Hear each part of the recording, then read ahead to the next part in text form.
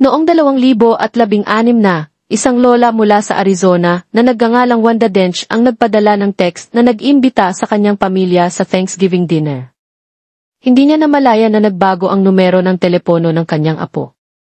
Ang mensahe ay napunta sa halip kay Jamal Hinton, isang 16 na taong gulang na estudyante sa high school na hindi pa niya nakilala.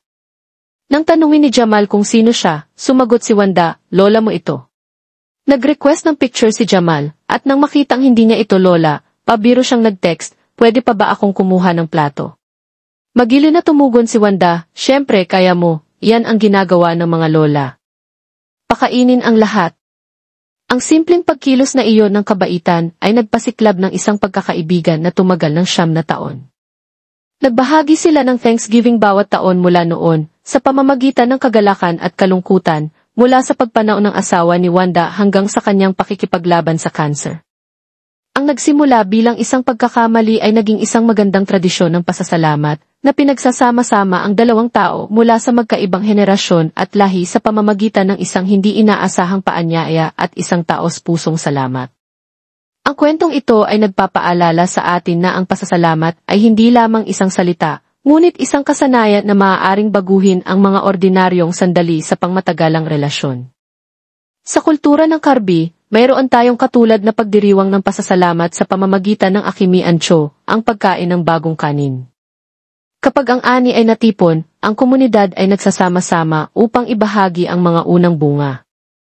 Nakikilahok ang lahat, pamilya, kaibigan, kapitbahay, na nagpapasalamat sa mga kaloob ng lupa, sa pagpapagal ng maraming kamay, at sa panustos na ibinibigay ng Diyos.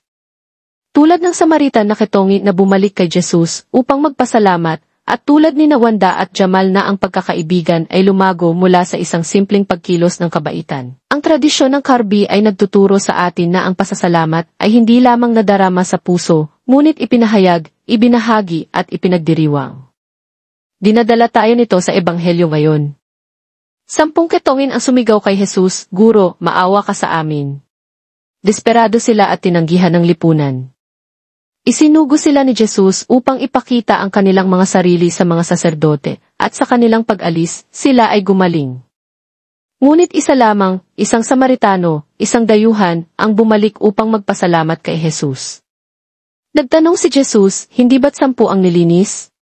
Nasaan ang 9? Ang tanong na ito ay hindi lamang tungkol sa kanila, ito ay tungkol sa atin. Gaano kadalas tayo dumaing sa Diyos sa ating pangangailangan, ngunit nakakalimutang bumalik ng may pasasalamat kapag natanggap natin ang kanyang mga pagpapala? Ang 9 na ketongin ay pisikal na gumaling, ngunit isa lamang ang gumaling sa pamamagitan ng pasasalamat at pananampalataya. Sinabi ni Jesus sa Samaritano, "Ang iyong pananampalataya ay nagpagaling sa iyo." Ang pagpapagaling na walang espiritual na pagbabago ay hindi kumpleto.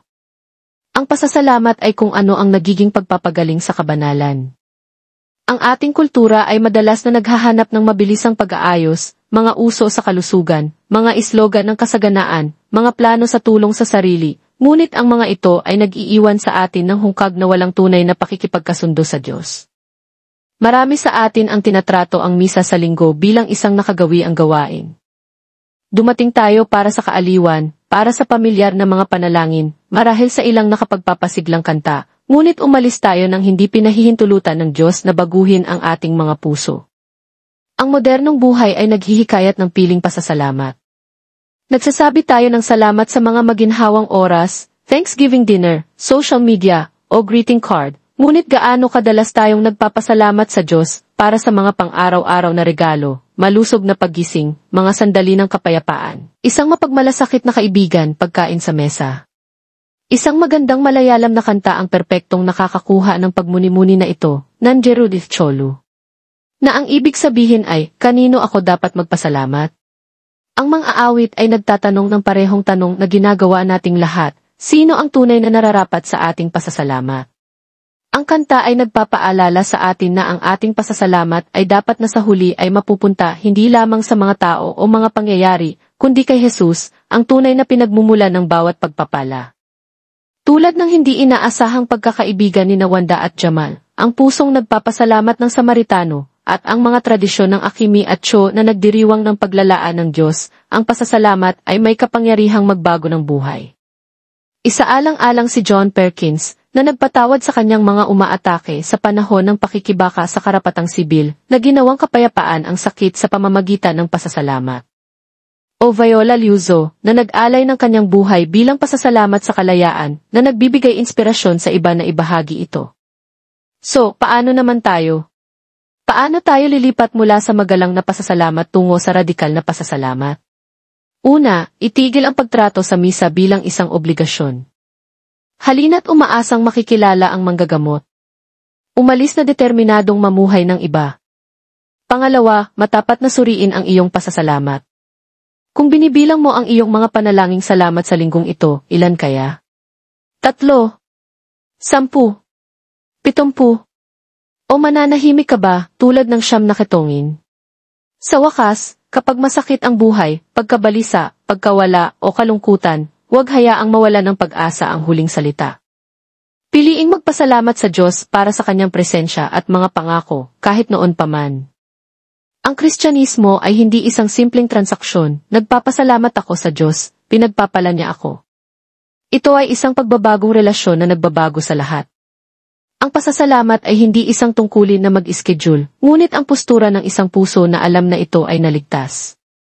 Kaya, kapag sinabi ng pari, magpasalamat tayo sa Panginoon nating Diyos, hayaan ang iyong amen ay higit pa sa isang salita. Hayaan itong maging isang pangako na mamuhay ng may pusong nagpapasalamat, tulad ng isang ketongi na bumalik, hindi lamang isang beses na nagpapasalamat, ngunit nakatuon sa buong buhay na radikal na pasasalamat. Amen. Echoes of the word echoing Christ in every heart where silence speaks and every voice matters. Rooted in Carmelite contemplation and creative prophecy reflections, visuals and captions. Crafted with love and multilingual. Inclusive. Spirit-led. You are not just a viewer, you are part of the echo. Join a community that honors every voice. Let the word resound through hearts, screens, and lives. Welcome home. May every post be a prayer, every image a window to grace. Subscribe, share, commit. Prayer requests and mass intentions. We believe in the power of prayer and the grace of community. If you'd like us to lift your intentions in prayer or include them in our mass offerings, you can write to us. Email, echosofttheword@proton.me. Mobile phone WhatsApp, +9189812234485.